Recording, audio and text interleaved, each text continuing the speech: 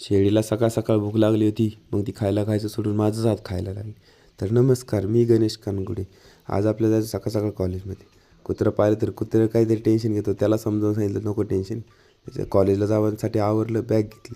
तेवढ्यात मम्मी म्हणली जेवण करून जा, उशीर होईन येईल. आई ती आईच असते. ते तो आपला बड्डे बॉय प्रकाश, त्याला गेलो भेटायला.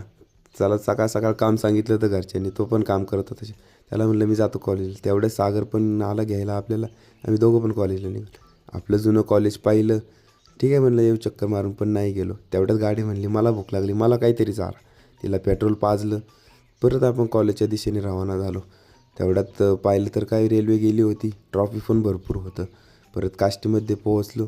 मित्र ओमकार चांदगुडेला भेटलो. ओमकारला भेटून खूप दिवस झाले होते. ठीक आहे म्हणलं चला त्याला पण भेटून जाऊ आलोच तर. तो म्हणला आता खूप दिवसानंतर भेटलो तर आपण आज चहा प्यायला जाऊ.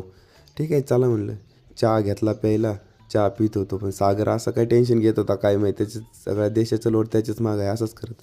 आणि ओमकार त्याला समजावून सांगत होता. ठीक आहे म्हणलं. त्याच्या परत कॉलेजसमोर पोहोचलो.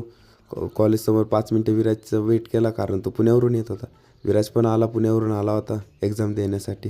त्याला म्हणलं ठीक आहे चल, आला आहे तर चल आता कॉलेजमध्ये जाऊ आपण.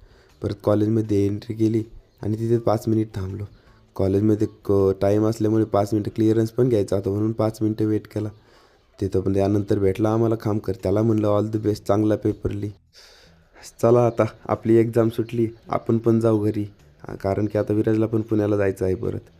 सागर तर कोणासोबत बोलत होता काय माहीत. परत आम्ही घरी जायला घरच्या दिशेने रवाना झालो. सागर कशाच्या टेन्शनमध्ये काय समजाना, पण खूपच टेन्शनमध्ये. श्रीगोंद्यात आल्यानंतर सागर म्हणलं मला खूप भूक लागली, तुम्हाला जेव्हा खायचं तर खा, नाही तर मी चाललो एकटाच खायला.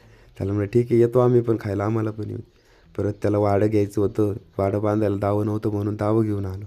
परत आम्ही घराच्या दिशेने निघालो. आम्हाला उशीर पण झाला होता घरी जायला. 7 वाजले होते. पण सागर एवढा फास्ट का चालला आहे काय माहिती, त्याला कशाची एवढी मोठी मीटिंग आहे.